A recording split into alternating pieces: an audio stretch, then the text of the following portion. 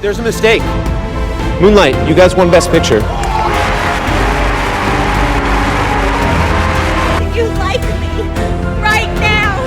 You like me. Ever since I was a little kid, I wanted this. Mom, I just want an Oscar.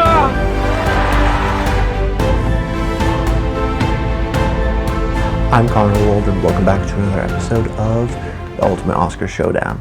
And this week we're going to be looking at the 1950s Best Picture winners, continuing on our Best Picture rankings, in which I will rank the 10 Best Picture winners from the decade of the 1950s, from S tier being the highest all the way to D tier being the lowest. And the 50s is an interesting decade, lots of highs but also some lows.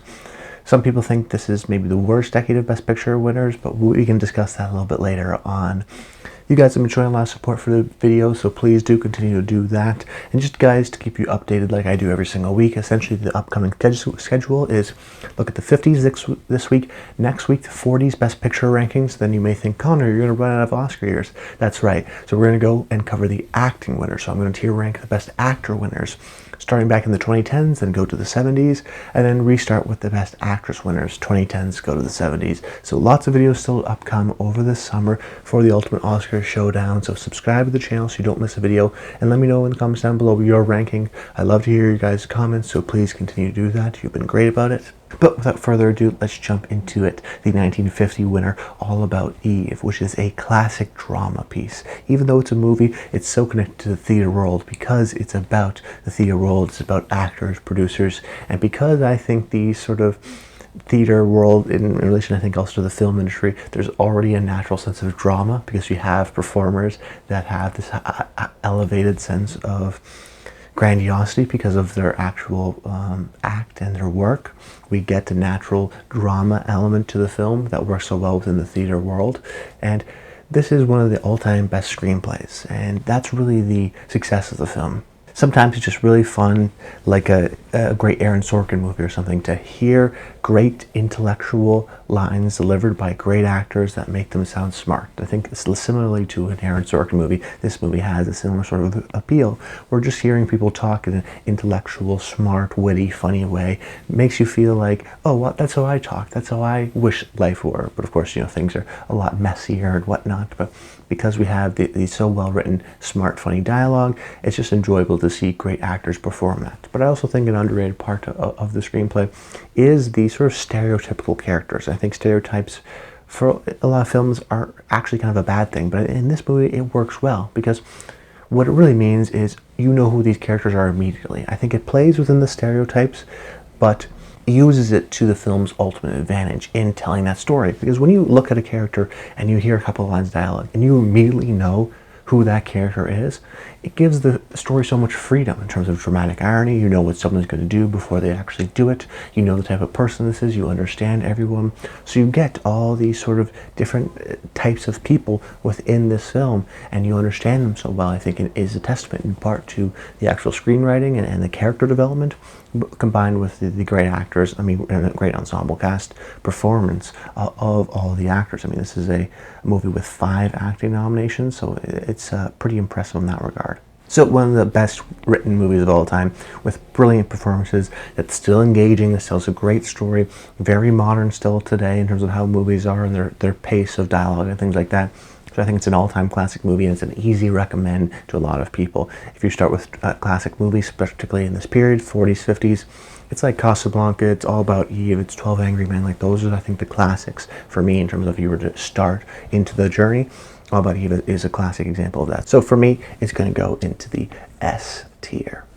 Then 1951, we have An American in Paris, which is a great American musical, classic and emblematic of the sort of 50s musicals and the sort of high point that we had during this period.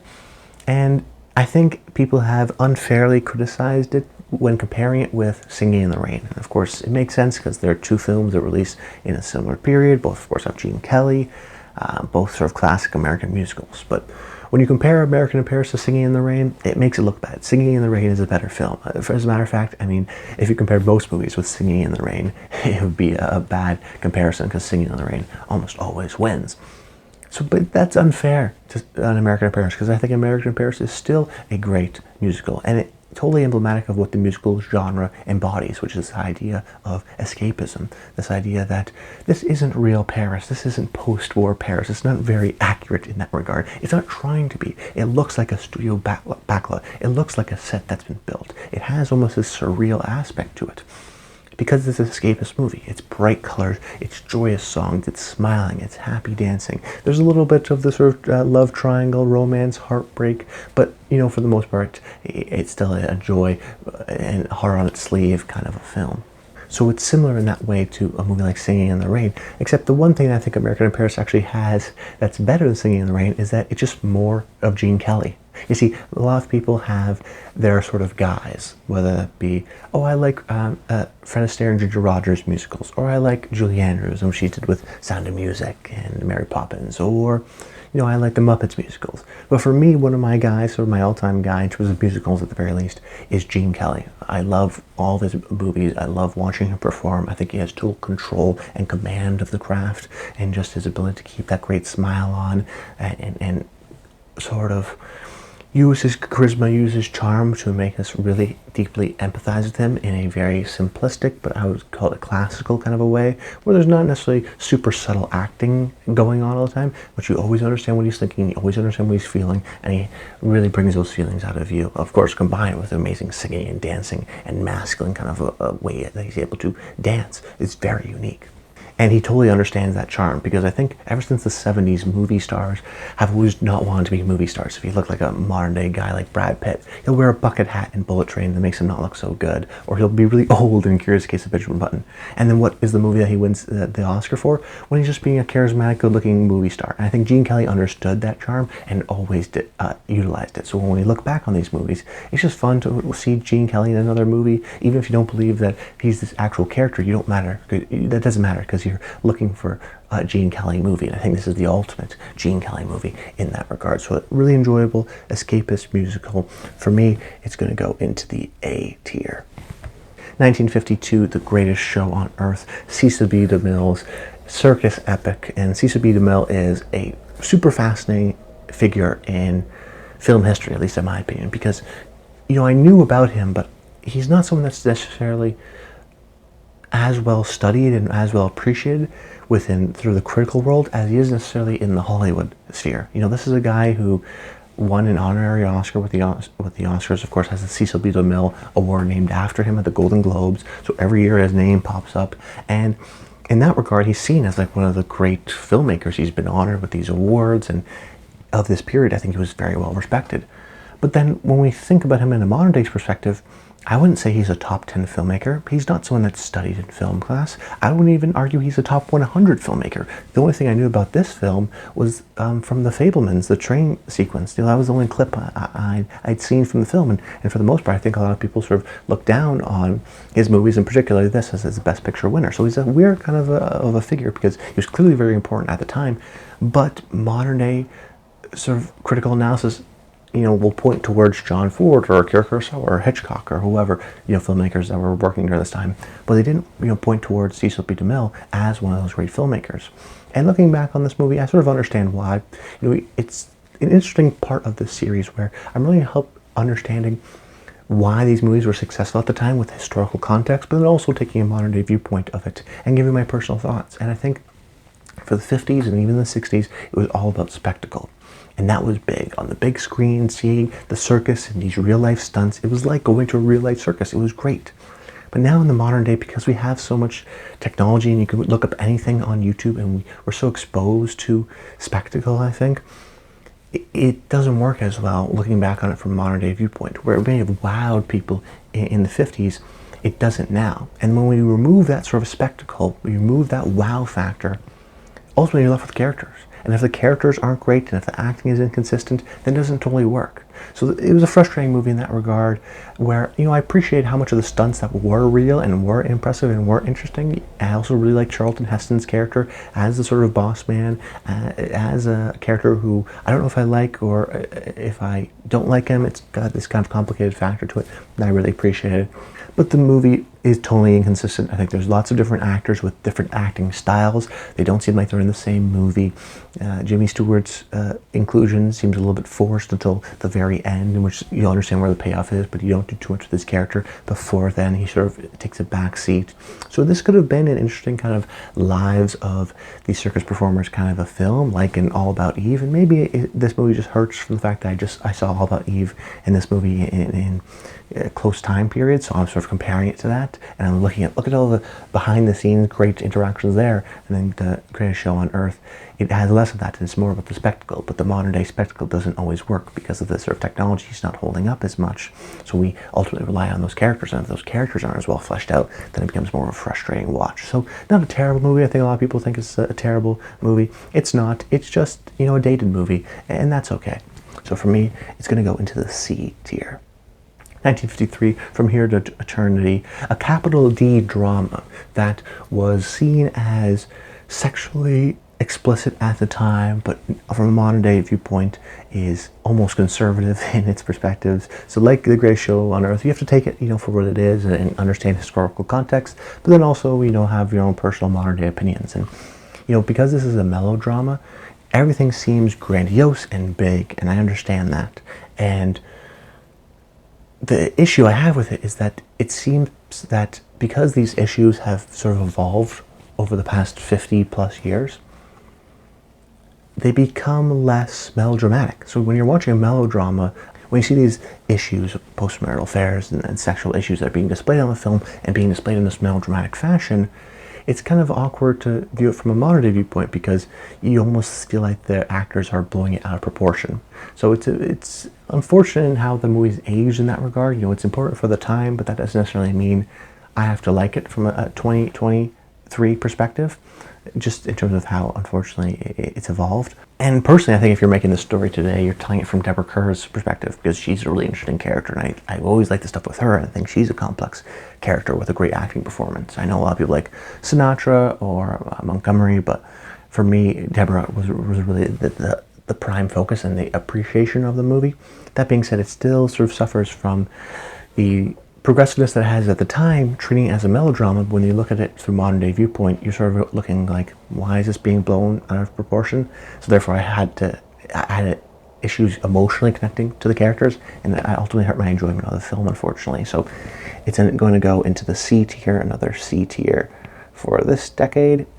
On the Waterfront, 1954 winner, I think is a total classic movie. For me, it's one that I always go back to, and one of the early ones that unlocked classic kind of movies for me. You know, 12 Angry Men is another sort of earlier one, but this was one that I saw early on, and I think still holds up, and I rewatched it just because I could in advance of this movie. And I think it's really the defining Marlon Brando performance, where he had Streetcar Named Desire, and he was becoming this interesting actor, but On the Waterfront really seals the deal for me, because he's so knowledgeable and aware of his persona, I think, in this film, that there's an underrated factor to it, because you have this character in Terry that is so beaten down, used to be seemingly like this popular kid, but has been so beaten down by the community and the people around him and the negative influences that he's kind of a broken man. And I think Brando, his combination of his physicality and his largeness, sort of being squished and smushed into the small little confines, this man doesn't realize how great he could be or could have been until later in the movie. He's just being sort of beaten down over and over again, and Brando is perfect for that, being this raw, emotional human nerve, this guy who you just want to save, in a way, because he's so sensitive with animals and the birds, but he's being beaten down by someone else. He doesn't have that self-confidence. It's been beaten totally out of it. And Elia Kazan, I think, is knowledgeable in making sort of smaller scenes that build up to the great finale, whether it be Terry and Eddie by the river, and we don't hear what they're saying as the docks, the boats pass by. Smart sort of sequences like that sort of slowly but surely add to the building blocks, add to the sort of disrespect that Terry's feeling, so that when we get to the I could have been a contender scene, it's incredibly heartbreaking and just tears you apart emotionally. And then when we get, of course, to the very, very end, where Terry's beaten up and he has to drag himself to work, to want to work, I think it's just one of the most emotionally powerful sequences in the movie, sequences of all movies of all time, that ending in particular, because of how Alicia Sam was able to build certain sequences to ultimately lead to that crescendo of the ending, but then also how Brando was able to give us that emotional connection and total understanding of this character by using his physicality and his sort of raw, emotional, heart on his sleeve kind of a performance style. It's a remarkable movie in that regard. It's a perfect combination of director and actor, and one of the all-time classic films for me. So it's going to go into the S tier. Marty, 1955. This was a movie that's been on my radar for a long time because it's easily accessible. You can find it on Tubi, and I think it was on YouTube at one point too. There's on a lot of streaming services because I guess the rights aren't super popular. And I remember I was going to watch this movie in preparation for the series because I hadn't seen it. And I was surprised because I saw a clip of it for the first time on Instagram Reels. And I was wondering, like, wow, why is this 1955 movie that's kind of a more of a best picture, but still more of a low-key kind of a movie, not necessarily an all-time classic. Why is this movie being clipped and put on TikTok and Instagram and fed to me, you know, a younger audience? And then when I saw the movie, I understood. And it makes perfect sense for me as a post-COVID movie. A movie about somebody who feels like they're behind their class, that they've missed out on something. That sense of loneliness, I think that's been really prevailing post-COVID. Definitely it is engaged with here. And in terms of a man, Ernest Borgnine, who, you know, hasn't had a relationship really of serious note, and his other classmates, particularly people of his age, are already getting married, and he's getting pressure from his family. And it's a kind of a smaller movie than the big epics of this decade, or even in the 60s. I think it's successful because of that. It's a tight 90-minute movie. It's really following one night where he has this great relationship with this girl, and then the morning afterwards. And I think for a lot of people in the 50s, they just felt really connected to Marty, and they really connected to this story and felt that kind of an outsider loneliness, you know, story that we see in so many Disney movies that's so universal to so many people. The story of the outsider, ironically being universal to everyone. And I think those feelings of being romantically lost and wanting to give yourself over to someone is still a relevant idea today, and one that I thought worked very well, particularly because Ernest Borgnine is so kind of a lovable figure. You want to root for him. He seems like such a sweet guy that you want him to succeed. So there's this emotional connection that you put within the film too. So I was surprised how much I liked it, and I thought the Academy felt similarly. So this is an A tier movie for me. Marty, totally great. 1956, Around the World in 80 Days, which to a lot of people, if you look up Best Picture winners ranking lists, this is right near the bottom. And I think that's a little bit unfair. I think that, you know, the people that dislike this movie the most are probably the same crowd that thinks Best Picture winners should be important and historic moments and achievements in film. And I think when you look at the whole Best Picture landscape that way, every year is not going to be this big historic achievement in film. Movies like Marty or King's Speech or Green Book are kind of just sweet, nice movies that, or Coda even, you know, are movies that are enjoyable, that are nice, that don't have the necessarily grandiose achievements of Lawrence of Arabia, but are still nice and good movies in and of themselves. They didn't decide to win Best Picture. And I think Around the World in 80 Days has a similar kind of a fashion.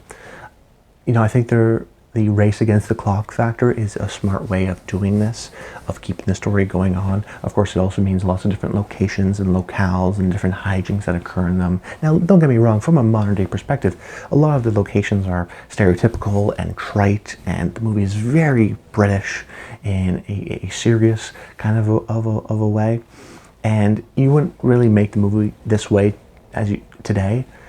And it is a slowish movie, and it's cultural tourism kind of a film. And like I mentioned in the past, I understand why this movie did so well, because, you know, a lot of people hadn't seen Mexico or Japan or all these places. So seeing a movie represent that is like, oh, this cool cultural new place. Now, in modern day, everyone knows about this stuff. You can look up a video on YouTube of a specific, you know, place in Japan if you want to. So this movie has less of that appeal. That being said, I'm still able to sort of understand the appeal of it at the time, the appreciation of those cultures, and some of the hijinks are still fun today. So it's a fun, it's a little bit long, Best Picture winner. I'm going to put this one in the C tier because it's still an old school movie, but it's not terrible.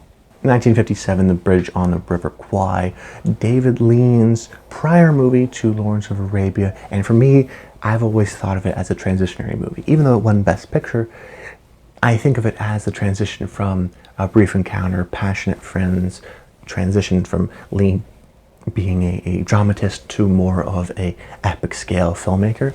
This is the between, Lawrence of Arabia and Dr. Zhivago. But, so it's not of that type of scale necessarily. It has a little bit more of a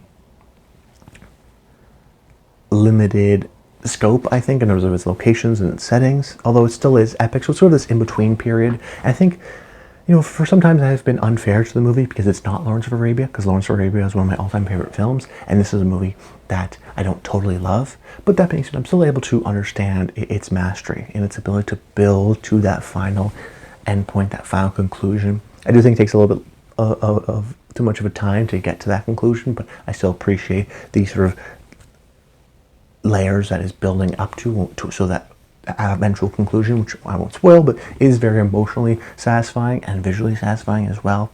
To me, it's in the vein of A Great Escape or Dirty Dozen, sort of like these old school machismo war films about honor and duty, and it feels like that similar DNA is in the movie as well. But it's been a movie that, listen, I respect it totally, but I don't totally love it. So I can respect the achievement, what Lean's able to do, and all the performances. William Holden is great, and Alec Guinness, yes, they're all terrific. I just sometimes have a little bit struggle emotionally connecting to those themes. So it's a movie I respect, but don't totally love, but still a B-tier movie.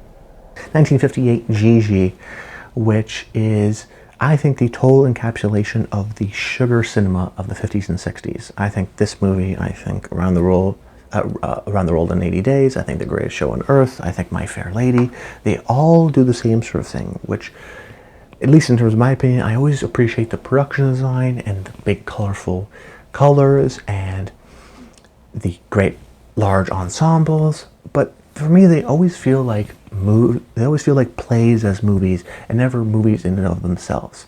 They don't feel like they were meant for this art form, and because of that I struggle with it. It feels like a sugar cinema because, like sugar, you eat it, it tastes great, and then 2 minutes later you're hungry and you forgot that you even ate it, and it just sort of leaves your mind. And because this feels like a play rather than a movie, we get these great sort of theatrical performers of Maurice Chevalier, who is great in a theater aspect, not necessarily as a movie aspect. So he's big and he's broad and he can sing, but you don't really know anything about him. And you don't know anything about any of the characters, and the narrative propulsion is okay and basic, but ultimately you don't understand anything of why anyone's doing anything or why we're being told the story at all. It's just sort of this nice, colorful, musical type movie, and to me that never really holds up the most. Those are the movies I go back to. They're not the movies like Marty or On the Waterfront or All About Eve, who are so interested in human drama and characters. Those are the movies I'm interested in personally. So when I see a movie like Gigi, it's like I feel similarly about all these movies. Like, they're not terrible, I don't hate them,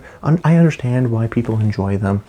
They've just never been personally resonant to me, and I don't think these are movies I'm going to be going back to and rewarding myself on rewatches, because you sort of get them the first time around. And I think there's an appreciation of that sort of escapism, but that sort of inability to confront these larger themes, it can be frustrating at times when watching it. So for me, it's fine. It's a C-tier movie.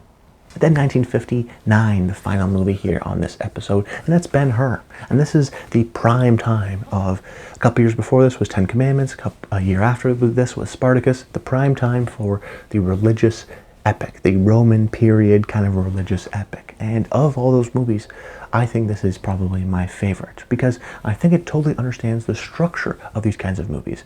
Judah Ben-Hur being this very moralistic, strong man who rejects the Roman advances and goes and becomes a slave and then has to get his way back out. It follows the structure that, it was redone in a movie like Gladiator, and I think will be done again in Gladiator 2. It's a classic structure, I think really defined in this movie, but also based on the play Ben-Hur and the 1920 silent film. So there's a history of this, which is why it feels kind of, in my opinion, like this Shakespearean kind of a structure. Spartacus also does as well, but Ben-Hur is probably my preferred favorite, in part because I really like Charlton Heston. I think his strong morals are clear, and he feels like a principled man, which I think Heston is so great at being sort of tough and has this hard exterior, but still being strong and a great signifier like the moral itself. Similar to Paul Newman in that way, actually. And, you know, we get that great character and great structure, but then everything on top of it's terrific too. Beautiful cinematography. The chariot sequence is still one of the best action sequences of all time. But a lot of these epics, they all have great production design. They all have great cinematography or certain action sequences. But what makes Ben-Hur great is the characters, is the story, is that structure, is Charlton Heston bringing those morals and that principality to life in this grand epic way. So, like I mentioned before, it's not just the big epics, it's not just the visuals, it's the characters too. And that's what I really like about Ben-Hur. For me, it's going to go into the A tier. But that's it, that's the list. Like I said at the top of the video, lots of highs and lows, lots of S tiers, A tiers, but then lots of C tiers, you know, so there's a little bit of a gap there. Let me know in the comments down below your thoughts. Stay tuned to next week. The 1940s video is going to happen, so that'll be a lot of fun. There's some cool movies in the 1940s too. I think a little bit better of a decade than the 50s. 50s have always been, you know, a decade really of like genre, Hitchcock and Howard Hawks and Westerns and things like that, and John Ford, and then also, you know, international cinema. We start getting with, you know, Kurosawa and French New Wave and Italian neorealism. This is this sort of period. So world cinema sort of kicking American cinema's butt in this decade, which is why I think we had the highs and lows. But still, some, you know, two S tier movies. It still works for a decade. So that's about it. I hope you guys enjoyed the video. Make sure you comment below. Let me know your thoughts on this video. But that's about it. Until next time, stay tuned.